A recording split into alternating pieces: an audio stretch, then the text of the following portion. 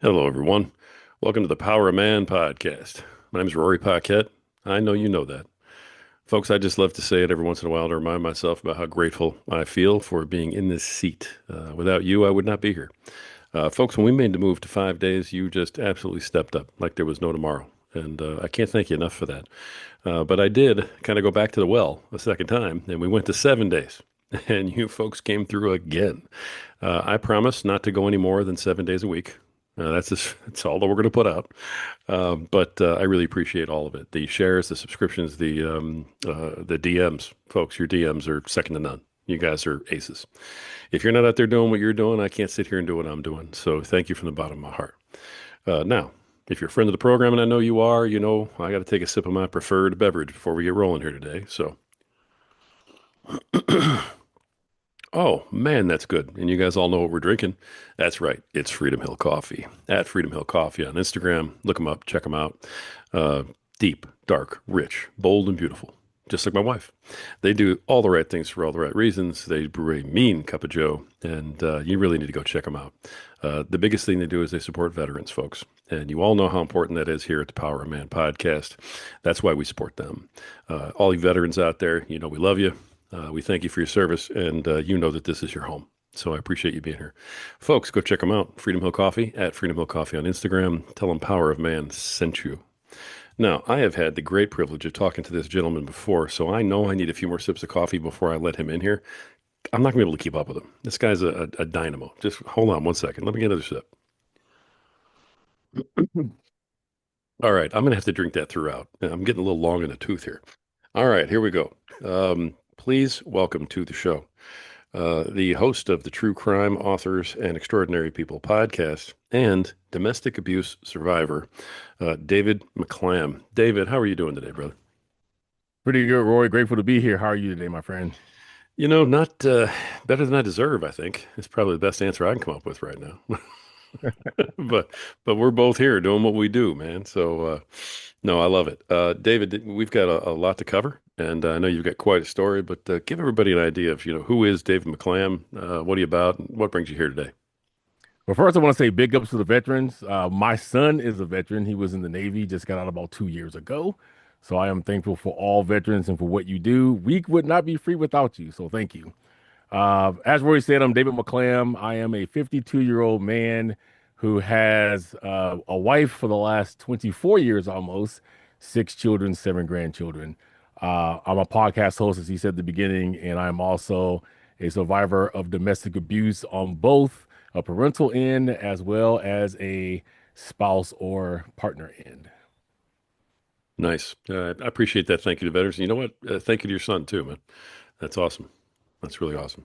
Thank you, brother. Yeah, one of the reasons I know that you and I were talking about you coming on here today is, I've met with a lot of the men who listen, and abuse in some form is unfortunately way too prevalent in our society and in our communities. But there have been a lot of men who have that I've talked to personally that have had to deal with some situations like this. And the overall sort of overarching theme has always been, what am I supposed to do about it? So I guess I will pose that question to you to start with. What are they supposed to do about it?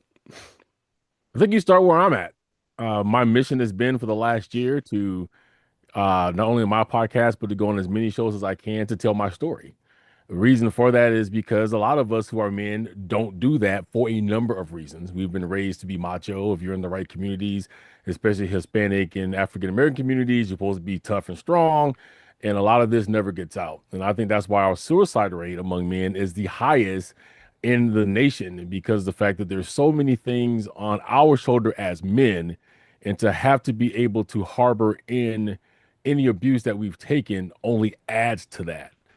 I know as veterans, you have a lot listening here. PTSD is real.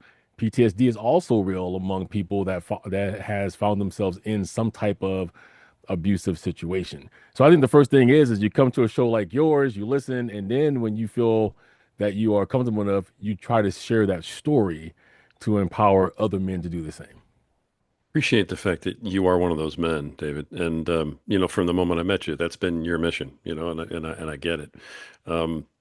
The sharing of it, I know, is it helps you. to kind of process it, at every step. But it really does give men the opportunity to hear, hey, someone else went through this, so maybe it's okay for me to talk about it. I'm not alone necessarily. Um, do you want to maybe go ahead and just kind of let these guys know a little bit about what happened to you? Sure. I'll give you a little bit of my parental end, and I think it's very important that we talk about the abuse I went through on the spousal end. I think a lot of men goes through that, and that's not what's talked about. Yeah, for Uh, sure. but on the parental end was my father who was the abuser. I probably was abused before this age, but I remember everything from four up. My dad was a very abusive man. Beatings. I saw my mom chained to beds. Uh, Anything would set him off, right? So just the mere fact if his spaghetti was too cold, there was a beating.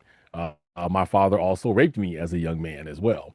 You can probably imagine what that does to a male growing up as a young kid, having that happen in somebody that you're supposed to trust. There's a lot of feelings, not that they're wrong, but if it's induced on you because you have been sexually assaulted, it alters if you're gay, if you're not, if what's wrong with you, do you look at people the other way?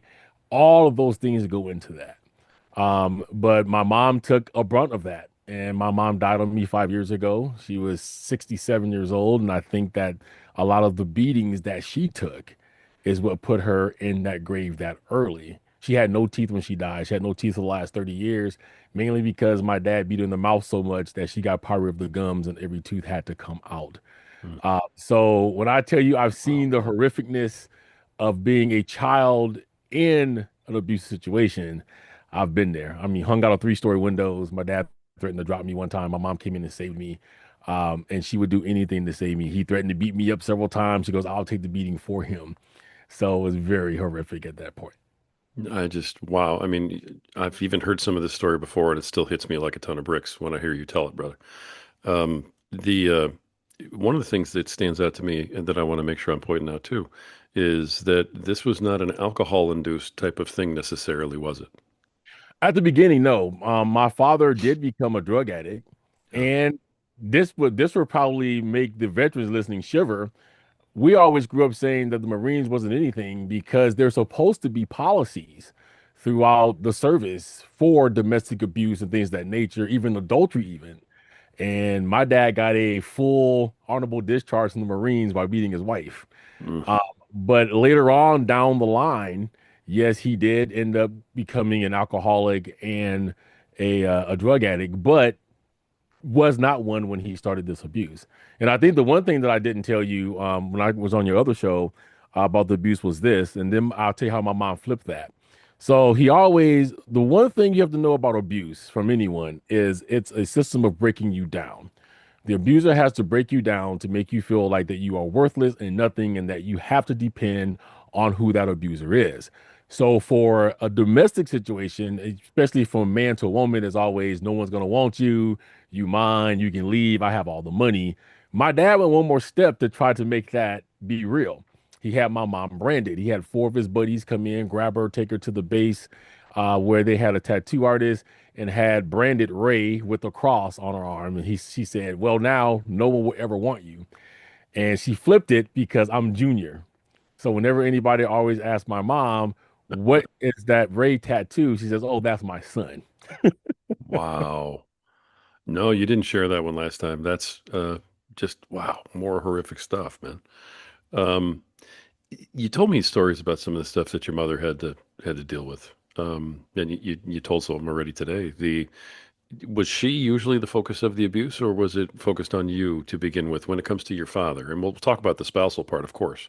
But when it came to your father, was it mostly focused at her? Was it mostly at you? How did that work? It was mainly focused at her. Uh-huh. It trickled down to me because he knew that I was the most important thing that she had. So if he didn't Mm. feel like she was complying, it went to me. And then sometimes he just went off on both of us. And as a young kid, I was very scared, right? I mean, when he came in the house, it was almost like a cold chill went through the room. And I spent a lot of time hovering by the front door, just ready to run out the door because you never know what mood he was going to be in or what would trigger him that day to do something. My mom made him dinner one day and it was spaghetti and he didn't feel like it was hot enough. and he called her a bitch and threw the plate against the wall, and the beatings commenced. Right. So for him, there was no real rhyme or reason, just anything would just set him off. Wow. Okay. Um, so did you feel like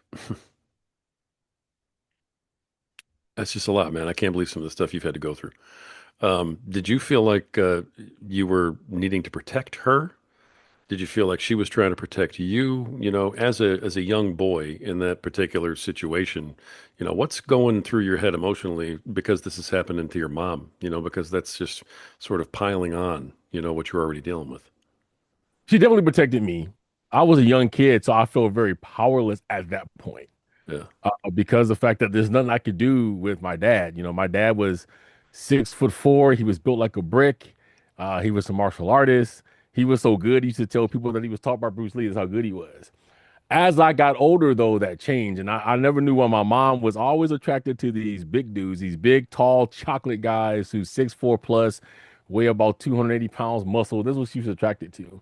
And as I grew up, I became more and more protective of my mom. I'm like, I couldn't do anything to my dad, but now I'm getting big. So anyone else want to walk in here and try this, Right. well, they're going to have to tangle with me.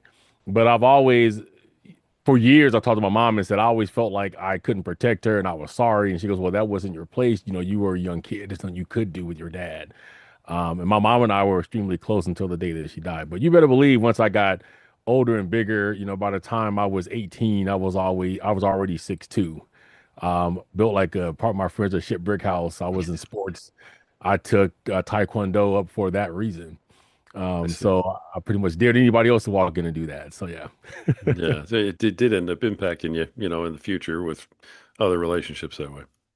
It does, and then it causes you to be maybe a little bit more overprotective of the women in your life than maybe what you would have been, right? I've always said that I would never wish what I went through on anybody, but in some aspects, maybe I'm glad I went through it because when it comes to dealing with women, maybe I'm not so quick to fly off the handle. I know what domestic abuse looks like on the other side, Sure. right? So what I went through definitely impacts me for life. No matter how old I get, it will always impact me.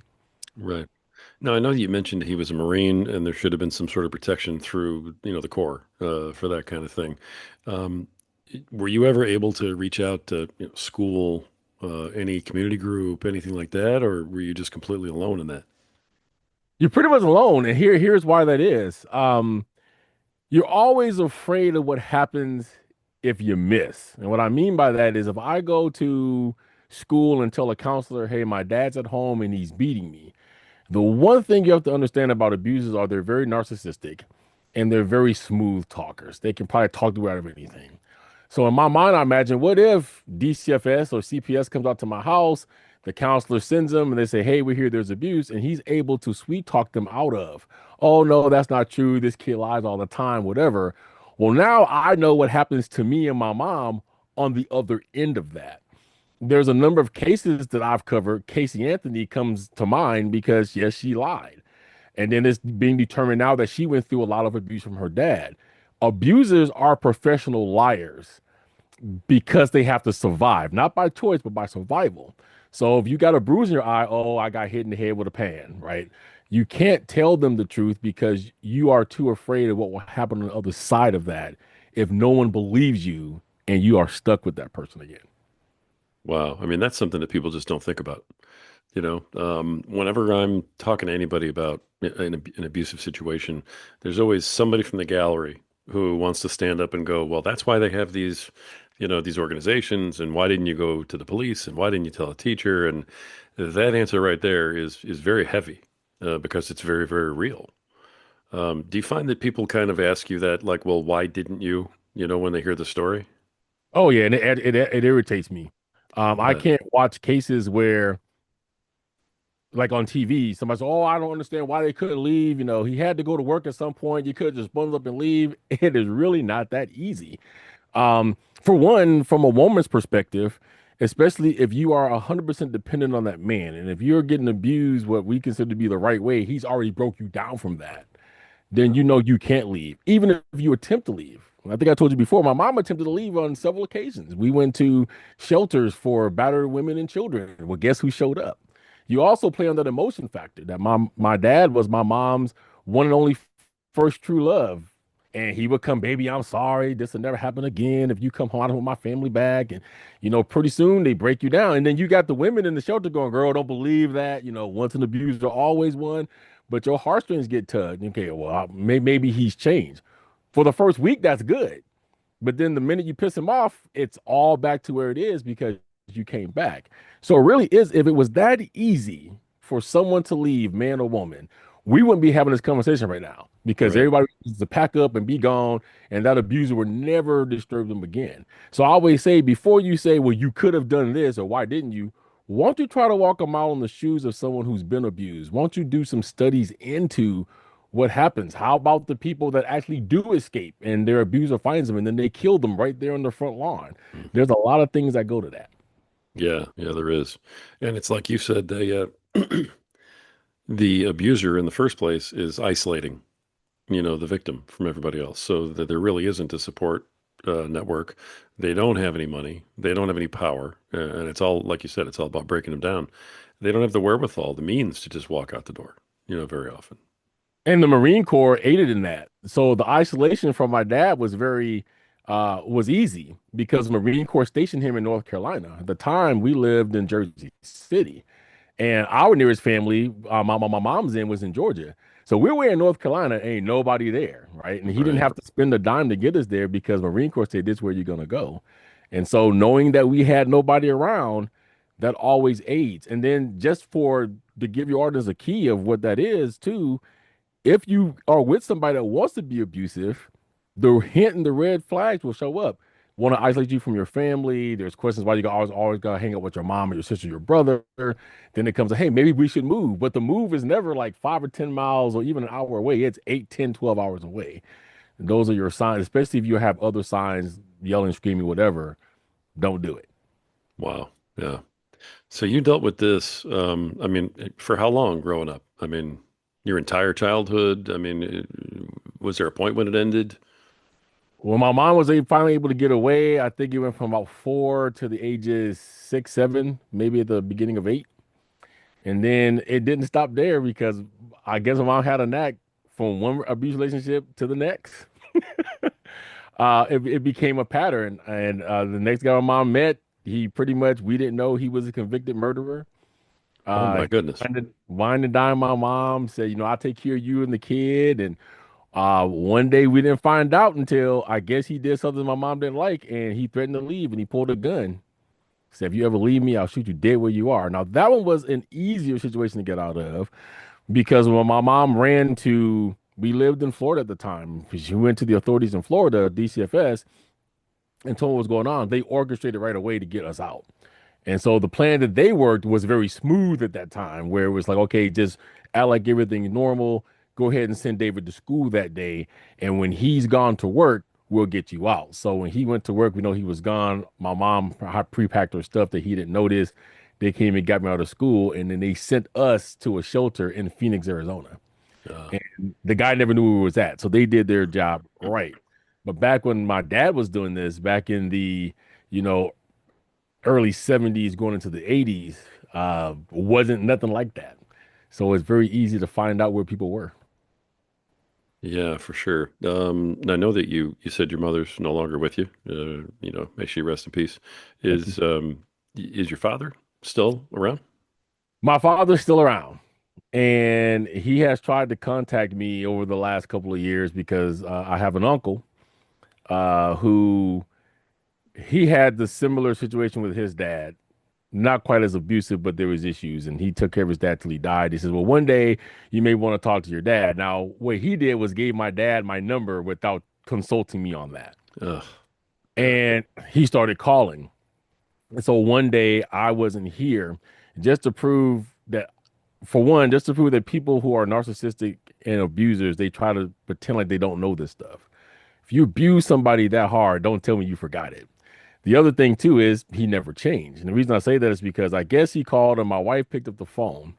It's been several years ago. And I guess he called once and she said he's not here. He called her back another couple of days. And he goes, well, he's not home. And I guess he went off on her. And he says, oh, every time I call, he ain't home. I don't want to speak to my son. Then he got a call from me. I said, this is the only time you're gonna Wow. hear me, but don't you ever talk to my wife like that. If you got something to say, bring your butt down here. You can say it to my face. I'm not the little kid anymore that you abuse. And the one thing I want all the men to know is this, and the wives too that's listening, because my wife had this question. When I first met my wife and told her everything I've been through, she says, well, if you ever talk to your dad again or see him, what would you gonna do? And of course, I'm like, man, I'm gonna do all this. I'm gonna beat him down. He ain't gonna get a word in edgewise. I'm gonna cuss him out. Yeah. But you really never know what you're gonna do until you are in that situation. And when I was on the phone with my dad, there were so many things I wanted to say. And when I said, you abuse my mom and me, why are you calling me now? I'm already grown. My mom's already done her job and your job too. Or are you calling because you think I'm successful? I says, but you beat my mom. Let me give you the rundown. And he sat there and he pretended like he didn't know. He was like, oh, did I really do all that? I'm sorry. At that point, I realized no matter how much I screamed, no matter how much I yelled, it was not going to affect him because he didn't care. He just sat there and told me he didn't remember what he did to my mom for years and he didn't have any remorse behind it. Well, if your mom said I did that, then I did it. Oh, What kind of stuff is that? Either you want to admit to me as a man that you did this and you made this mistake, not that I'm going to easily just dip up and forgive you, but at least you get some kudo points from me for the fact that you was able to man up and say, look, I messed up. This is what I did. This is why we haven't had a relationship. But and then on top of that, my kids was laughing because he didn't even know what my birthday was or how old I was when he called me. Right? He was man. 2 years off. And I was like, you don't even have the decency to remember when your son was even born, but you want to call and talk to me. But I want to see my grandkids. My grandkids has been raised without you. They know of you, but why do you want to meet them? And he's tried ever since, and I haven't answered the phone. I said I'm done with it because I don't feel like I need to put myself in that position. If he would have came off and apologized and was sincere about that and really wanted to make amends and want to have a conversation, that would have been one thing. But to totally just put it off like my mom, the way I took it, like my mom was lying to me. And at one point, he did say Yeah. that. He goes, I think your mom told you some stuff about me that's not true. Well, what's that? Well, she's always said that I've abused her. Dude, I lived through it. I was there when some of this stuff was happening. So you can't lie to my eyes and my own ears. So maybe if he was apologetic to that and he really, really wanted to make amends, maybe I would have said, okay, look, I'll meet you. I'm not going to say how this is going to go. But the moment he disregarded that, I was done with him. Yeah. Do you feel like you got some kind of closure in that brief conversation that you had with him? I think I've always had closure. And here is why. Because of the fact that I didn't have my dad, but I had my mom. And like I told you, I'm Junior. Raymond David McClam Jr. is my name. And I always hated you to call me Raymond. If you ever called me that, I would just sock you in the teeth. And my mom always called me David because, well, not to confuse both of us, right? If you call them brothers for dinner, we're both going to come. And one day she sat me down and she says, well, why do you hate your name? I said, look at who I'm named after. I said, I don't blame you. I said, maybe you thought he was going to shape up. And I don't think the brunt of the abuse even started while she was pregnant. It started after that. He called me the bastard son of a win because we don't know anything about black babies. We don't come out black all the time. We're a little discolored at first. I says, but I don't like him. I don't change my name because you gave it to me. I don't want to disrespect you as my mom. And she says, well, I want you to know that it's the man that makes the name, not the name that makes the man. You can take your name and you can make it greater than what your dad ever did. They're going to know you. Even if a junior is on the end of that tag, they're going to know you. They're not going to know him. And if they do know him, then they're going to know the horrific things in which he did. So I told my mom about my dad for years, and she's never, the one thing I will say to the men and women listening, especially if they have kids, don't ever lie or sugarcoat it to your kids. She never lied to me. She told me things that she knew I could handle at my age. And then when she felt like I was able to handle everything, she just dropped the whole bomb on me. Here's what your dad did. Here's why your dad is not around. This is what happened. And I've always appreciated that because I think that gave me the closure because I knew then I would never want anything to do with him. And the fact that my mom was fine and that she was okay and that she raised me to be the man that I am, I've always had that closure. So I never felt like I really needed him to close that chapter out. Yeah. You mentioned something that caught me off guard a little bit, and that was if he showed some remorse, you might actually consider talking to him again. I would consider talking to him. because the fact, okay, well, if you're a little remorseful, I want to see what you're remorseful about. What are you willing to tell me? That's what I want to know. Because there's a lot of questions I did have. What did my mom do to you to make you ever want to do these kind of things? That's one of the things I want. Why did you want to abuse us? Yeah. So, not that I would necessarily go crawling back for giving me, oh my gosh, I got my dad back. Because as far as I'm concerned, I'm an orphan now. I don't Yeah. have a dad. I've never had one, right? But if he would have been remorseful, yeah, I'd have entertained that just because selfishly I have questions that I want answered for myself. Yeah. You're a better man than me, man. I mean, seriously. Wow. And if that ever does, come to fruition, all the power in the world to you, on it. But um, so, I mean, this is horrific what you went through. I appreciate you sharing, those pieces of the story. I know there's a ton more, but you experienced this again when your mother remarried, and then you experienced it again on your own when you got married. And that's kind of, I mean, people will talk about being abused by parents and stuff after the fact, but they rarely will share, spousal abuse, especially when it's a man, like we talked about. What happened to you there? So my first wife, I know this is kiddie stuff. I met her in high school. There was a fight between her and another girl. And then, we won out. We was the same age. And back then we were dumb teenagers. So there was some movie, I can't remember what it was called, but it had something to do with belly navels. And she's like, oh, we're meant to be. So we get married. And when we do, everything was good for the first few months. What I didn't know was her mom was in the background telling her in her head, all men ain't nothing. You're gonna need to stash some money here or there. So she was stashing money away and pretty much put us on what I call the poor man's meal. She was working at a bank, I was working at JC Penney's back then, making a ton of money. But why we're only eating macaroni and cheese and tuna fish in here? And so one day it became very abusive. The reason I believe that it did was this. And I really want the men and the women with them to listen to this because this is a lot of the reason why men will not divulge if they've been abused by a spouse. Two reasons. One, because the authorities is going to look at you and laugh, especially if you're bigger than the woman that you're with. And even if you're not, it's been said that men outpower women. Two, some women, not all, but some women like to use that against you. And I've been there. Oh, you're going to be just like your dad. Oh, you mad at me? Go on and hit me. Those kind of things. My ex-wife knew that I had been abused by my dad. We had an in-depth conversation. Now, in my dating life, I didn't just go out and offer that information. For a man, for one, is embarrassing, but for two, is because of the fact that I've had it used against me before. And I was like, okay, I'm only going to tell people that I'm really serious about maybe we're going to get married, whatever. So when I told her what was going on, she started to use that against me. My mom went to the house one day and she wanted to have an argument. Now, I have already been through um, anger management. My mom was great with that. She put me in counseling, anger management, whole nine. And, so that day she wanted to get in an argument and I went to leave. My counselor said, hey, if you get so hyped that you think you're going to hit somebody, you gotta go.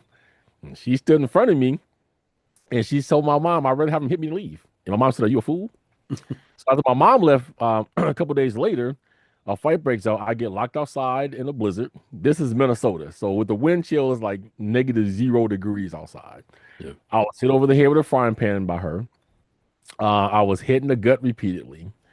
And I think what happened with that is because she knew where my stance was on not hitting women back. I think if I would have reared back and knocked the crap out of her, it would have been a different situation. But because what I've been through, she already knew where I stood on hitting women. Unless you're putting my life physically in danger or you're endangering a child, I'm not going to really touch you. If you're just going to punch me, that's fine. Yeah. So, long story short, police gets called. Now, this is way before the protocol went into place that if you say she hit you and she says you hit her, both of you guys go to jail. That's how it is now. It wasn't like that then. To add to the fact, I'm an African American man and she just happens to be white. So back in that day, that added to what I was going on. Yeah. Police comes out and I'm telling what's going on. I'm like, yeah, man, look, she's the one abusing me. And I had, scars from where her nails was on my chest. I'm like, dude, look at this lump. She hit me back in the head with a frying pan. The cops literally looked at me and started laughing. She says, look at you and look at her. I'm like, what's that got to do with it? Are you trying to tell me that a man can't be whipped by a woman? I mean, does she have to look like the Hulk for you guys to believe it? Yeah. And I said, she goes, well, there's no way this woman abused you. I'm like, believe what you want, but she's hitting me. And if you're taking anybody to jail today, it's going to be her. Well, then the cops did press it because she tried to say that I hit her. And the cops said, well, she says you hit her. I says, I didn't touch her. I says, but if you want to go to jail, let's go. And so they went back and they told her, they said, okay, look, he's saying that you hit him. So if you're saying he hit you and he's saying that you hit him, then we're gonna take both you guys to jail. Automatically, she said, I don't want to go to jail. So she dropped everything. What led after that? So I thought that that was over.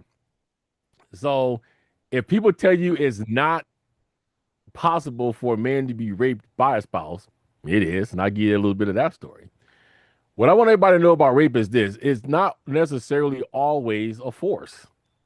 It's doing something to somebody that they don't want you to do if you are saying no or pushing off. And that's what happened with my ex-wife. I got a call one day, said she wanted to meet. I had already moved out. I was staying in a hotel waiting for an apartment to be done. And she says, I'll meet you at the hotel. She drove a van. And she goes, I just want to talk. So I'll pull up in my van. Can you come to the van and we can talk? And so I went out and we had this conversation, and she started saying how much she wanted me to come back, and she would give me anything. Her mom was filthy rich, so she was promising me cars and anything I wanted. And I'm like, it ain't about money. I don't think we can be together because you're abusive. It's not going to work for me. The things that we were abusive over, I mean, a lot of the fights happened because I was in a band. I'm a musician. I was a drummer. I was in Canada on tour. Found out that she was sleeping with my best friend, who I put in my house because he had no place to Oh, go. Uh, and I said, so when all this stuff is going down, it's not going to happen. And so when I went to leave out the van, she actually locked the van doors and she pushed me back. And I'm like, I don't want to do this. And from there, I won't go into graphic detail, but she took advantage of me at that point. Again, because she knew I wasn't going to be her the whole nine. Call the police, right? So I want to file a report. Guess what happened to that? Nothing. right. So this is why I Wow. tell this story because I know a lot of men out there, man. We're jokes to these officers that feel like we should be able to beat these women off. Maybe in some cases we can, but I want to point out there's women out there that can kick a man's butt. Don't take that for granted. But that's why I tell my story because a lot of men goes through this and no one's saying it. Well, and I think every guy knows that the minute you fight back in a situation like that, then you're the abuser, and everything else Right. that led up to it doesn't matter anymore. So Automatic. um, Yeah. yeah, that's wow. The people don't consider the manipulation that goes on in that situation with the ex-wife. She knows that you have a history of abuse in your family. She knows that no matter what she does to you, you're not actually going to hit her. So she totally uses that as a weapon against you.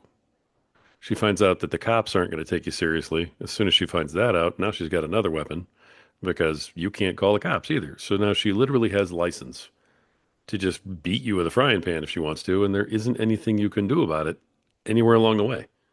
Right. And she knows it and uses it that way. And you try and explain that to somebody, and they're like, "Yeah, right. Right. Yeah, yeah." Um, Looking back, I know that you're happily married now. You got kids, a whole bit. And congratulations on all of that. Uh, Quite the comeback. Looking back, what kind of red flags were there walking into that, during that relationship, that kind of led you to believe, man, this is not good. I should not be with this person. Hopefully, any red flag you can tell guys about before she actually slept with your best friend. Obviously, that is a red flag, but something that maybe you should have seen coming, but you didn't at the time, and you look back on now and go, yeah, should have seen that. You're gonna find this to be funny, but I'll tell you a little story behind that. I'm gonna say my mom. Hmm. When I was growing up, my mom would always tell me things, and I'd be damned if they didn't happen. Like she'd go, "Don't go to school today because someone's gonna do something they shouldn't do to you, and you're gonna be suspended." I'd be damned. I go to school 11 o'clock to call my mom. He's suspended because a dude took his bugs and hit him in the face. When I married her, my mom came to the wedding and started crying like she was at a funeral. I mean, literally just boo-hooing in the front of the pew.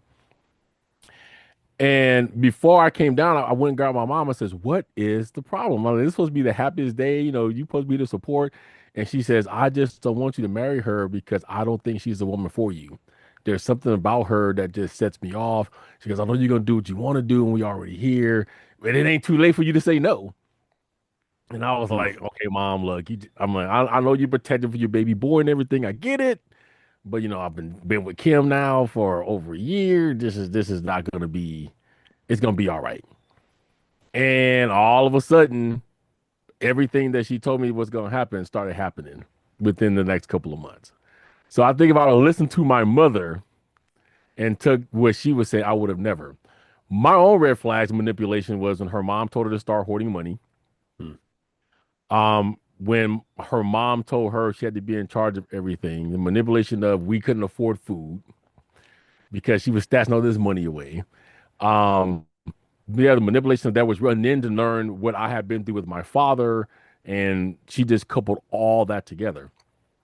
Now, at this age, looking back, if that was been the habit, I'd be like, yeah, this ain't gonna go down. But when you're young, I mean, I was 19 at the time. You just all goo goo goo, and you think you know the world, and you're gonna do what you want to do anyways. And that's what led to that. So I would have paid attention to my mom, and I would have looked at all the things her mom was saying and the way that she was reacting to those, and I should have took heed to all of that. And then I wouldn't have been in that situation. Moms always know, man. They do. Moms always know. That's just, oh my gosh. So when you were with this lady for a year prior to marrying her, okay, you just mentioned that. Yeah, we dated for the last almost 2 years of high school. Okay. And in that time, there was no indication of her being like this. It only happened after you guys got married. Yeah, yeah. Wow. And in a lot of cases, when it comes to domestic abuse, that's when the switch flips. I always say you're dating your representative. You never really know who you're dating until then. So now, going into, I was raised a Christian, and I told my mom, was like, you're not supposed to live with anybody before you get married. And I looked at my mom, I says, you know what? I'm sorry. I hope God forgive me. And says, but from now on, I gotta live with somebody. I gotta know. I said, I'm not saying sexually. I just gotta know how they wake up in the morning, what they like when they have their time of the month. Do they get mad if you leave the cap off the toothpaste? I said, I'm at a position where I need to know everything about this person that I can. Now, understand, for as long as I've been married, I probably still don't know everything about my wife. You say you're married, you probably don't know everything about your wife either, but you know the good chunk of this is how she's going to react if this happens. That's what I needed to know. And I said, I hope you can forgive me. I says, but I can't be caught off guard anymore. So I can see what the red flags is beforehand. Yeah, So everything I walked into now, I kind of know what I'm walking into beforehand. But yeah, um, hindsight is 2020, man. And I sure. guess all you can do is just learn from it and go with it at that point. And so that's what I've been trying to do. Yeah. Well, clearly you learned from it because you picked a pretty good one this time. Um, how did all of that alter how you got to know, dated, proposed, all that with your current wife? How did all of that stuff with the ex and the abuse and everything else impact that? It alters everything because you have a baggage for a long period of time from that. Yeah. And early stages of my marriage with my wife now, Beth, you get into this comparison phase. And I have been with several other women before I married her, but you get this compare, oh my God, that's what she used to do, and you're gonna do the same thing. Um, if she says my wife cheated on my ex-wife cheated on me, jealousy was an all-time thing. Who you talking to? If you talking to this person, that person. So there's a lot of things you have to grow out of, but it takes the right woman to stick with you to outgrow that. And I think that's why Beth and I has been married and been together for so long. I said 24 years. We've been married 23 years in August, and we've been together 24. But the thing is yes, the first 4 to 5 years of that was rocky because I had never really been with a woman who said she loved me, but showed that. And there was a couple things that she did. I'm like, you don't really love me in the whole nine. But when you get somebody that's going to stick with you through that and you just realize you're not going to shake that person, that starts the healing process as well. Nice. Nice. I'm glad to hear that. I guess the same question, but in regards to, your father and what your mother went through and what you went through with your father in terms of being a parent. You have kids. I know that that impacts you as a dad. And I guess in what way has it impacted you? My dad was never there. So I have three boys. So I've tried to be there for my boys no matter what. The youngest one's still home 15. So if he wants to play some games, I try to hang out with him. I try to get him out of the house to do things, show him the things my dad wasn't there to show me how to tie a tie. I had to figure that out on my own and my mom helped out. Questions. I do believe that there are certain things that only a man can answer to a boy because you have the same body sense that he does. A woman can't answer everything. So just to be able to be there to answer those mainly questions or he needs dad's opinion on something, I'm there for that. And my dad was never there for me for that. I always longed to have a dad to come to all my games and my sports, whatever the case is. It also alters how you chastise your kids. Do you spank them? I came from an era of spanking. My mom used switches and belts and the whole nine. But do you spank them or can you get away with just your voice or however you do that? Because you never want to go into that realm where you feel like that you are abusive. And even if you just Right. swat somebody from the things you've been through, oh my God, I shouldn't have done that because this is what my dad would have did to me type of thing settle in. But over the years, you figure that out, I've been with my kids from the time they was born. So I'm like, I'm your daddy. I'm gonna be here. This is what we're gonna go through, but you're never gonna be without me unless you want to be that way. So you always just have this longing to make sure you show up for your kids all the time because your dad never showed up for you. Yeah. When you've been through something like that with a parent, is it one of those things? It seems like it would be where you feel like, okay, a normal parent who hasn't been through what I've been through, and I use the word normal loosely, just to demonstrate the difference. Not that you're not normal, man. So, all right, but a parent who hasn't been through what you've been through may not give a second thought to getting mad, getting angry, yelling, maybe a spanking, something like that, because that's just what's accepted in society, and it's maybe what they grew up with. But someone like you who's been through what you've been through, is that the type of thing that continues to rear its, sort of ugly head every time you are getting ready to discipline a kid? Or are you having flashbacks to that, questioning yourself and wondering if you're doing the right thing? Yeah, the one thing I never do because my dad did it to me is I will never talk to my kid or touch my kid if I'm angry. I'll tell him, I said, go away. I said, you need to go away for a little bit. Let me calm down. If you don't leave, I'm gonna leave because I'm angry. Hmm. And when you get angry, that's when things happen. I need to be able to come back and talk to you with a cool head, and I'm too upset right now. I think for parents that hasn't been through any type of abuse like that, and for what I've seen, it's a force thing. Nope, we're gonna talk about it right now, sit down, and then you're just angry and then you fly off the handle. I believe, and this is my belief, that you don't have 100% control of your faculties if you're that mad, especially if you're seeing red. So regardless if it's your kid, your wife, whatever, you need to just step away, separate yourself, and then come back when you can. So that's the one thing I'm really cognizant of because every time my dad touched me or my mom, he was always angry. Yeah. And so I make sure I don't do any of that with my kids. Yeah. The wow. I mean, I can't even imagine what you've been through on all of these different fronts and everything that you've dealt with. As you've gone around, you've told the story. Um, what's been the reception like as you've been telling this story to folks? I've had people write me back and say I was one of their number one guests. People really resonated with them. They got questions. I've been back on other shows to answer more questions that was really resonating with men. And nothing against the women, but that's what I really want to resonate with because of the fact that I know there's probably some men listening to this right now that has went through some of the same things I have. And the one thing I want to point out is abuse is abuse. It doesn't matter. Your story doesn't have to be as horrific as mine. It could have been that your dad smacked you across the face and he was drunk. That's abuse, right? So no matter how small or how big, we need to bring that out. And so, yeah, I've been talking number one guest and that people resonate with my story. And so one person wrote me and said, hey, because of what I did, a number of men wrote him and said that now they wanted to talk and tell what their stories are. So that's what I'm hoping to accomplish. That's powerful. No, one of the biggest reasons why I wanted to have you on here. So I do appreciate you coming on for those reasons. I'm glad to hear that. Let me ask you this, and I didn't ask you this before, but I was thinking about it after the fact. the easy comparisons are okay, so you went through this when you were a kid. How does it impact you being a dad? You went through this with your first wife. How does it impact your second marriage? That type of thing. But I do wonder, um, and maybe you can speak to this. When you've been through all of those things, growing up and also in a spousal situation, how does it impact you in the other areas of your life? Socially, health wise, professionally, stuff like that. You have to get counseling. I know counseling is taboo, but you got to get counseling. Mom put me in counseling when I was very young. I was about 6, 7 when she put me in counseling. Back in those days, we found out real quick though that counselors were BS. And what I mean by that is because a true counselor is never going to come and tell you, I know what you feel if they haven't been through it.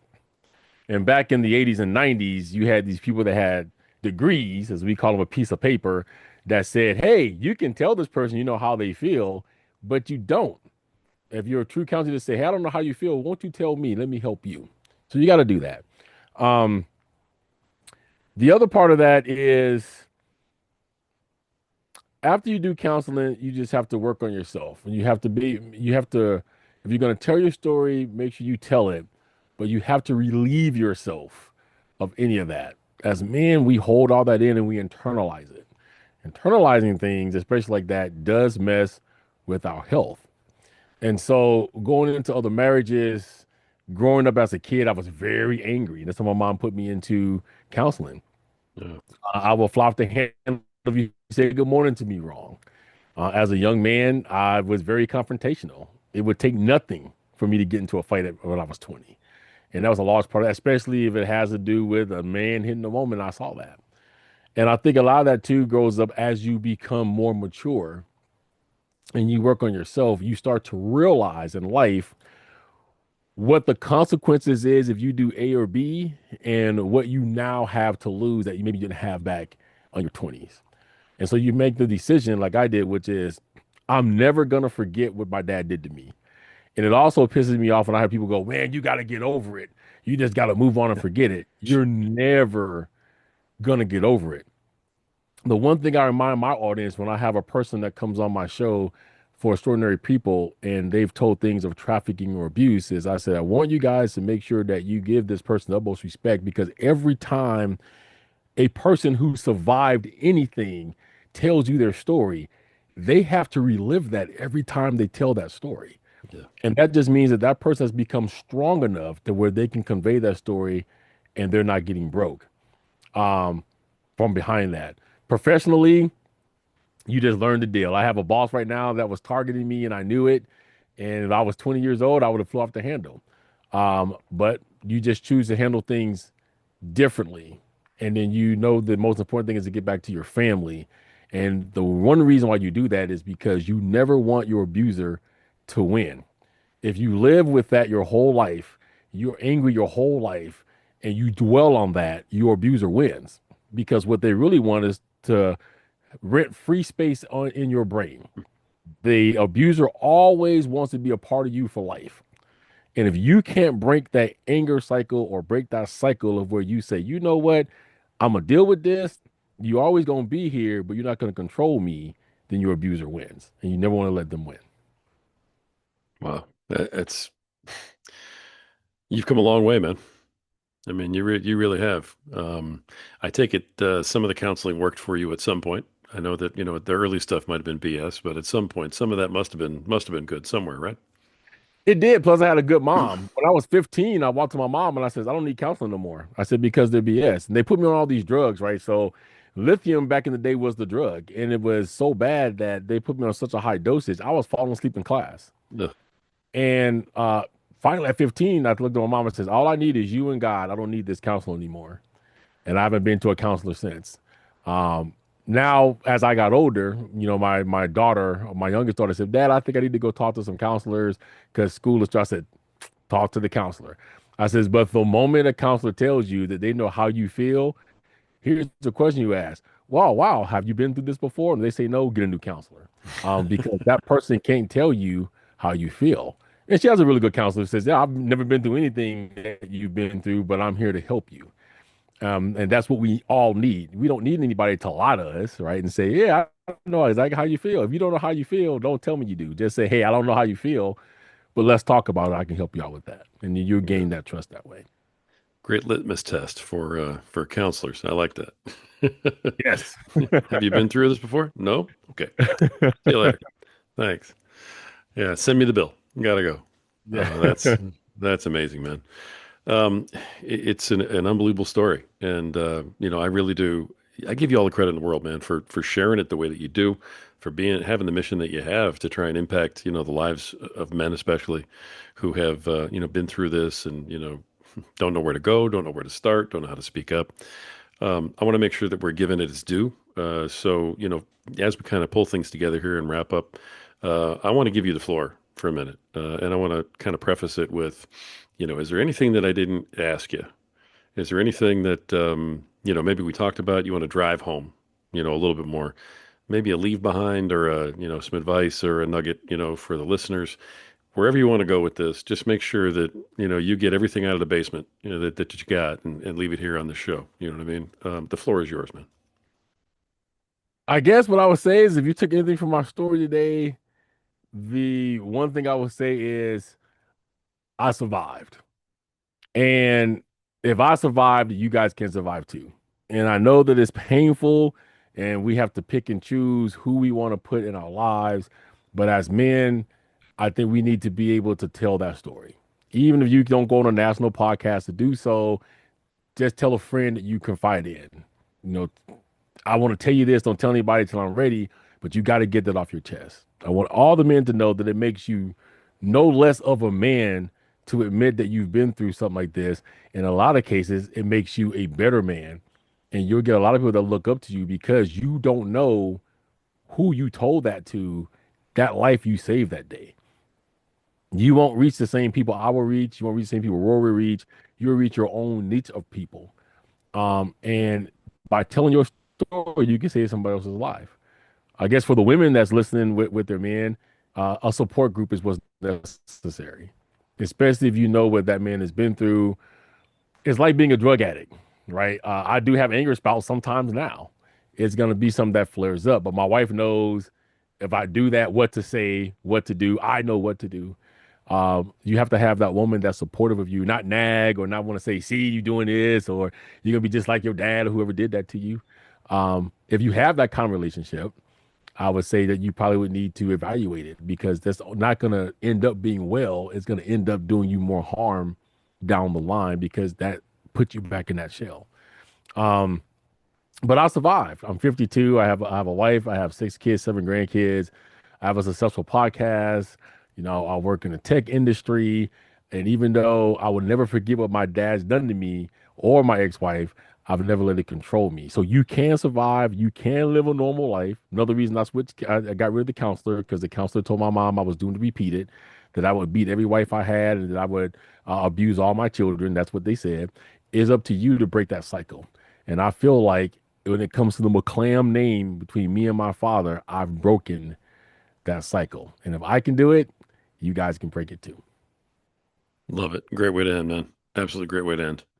Um, David, thank you for coming on and sharing everything that you have.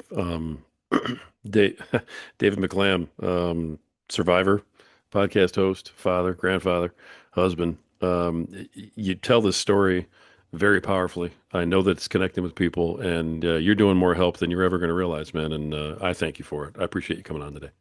No, thank you for having me, Roy. It's been an honor and a pleasure to be here there. Thank you.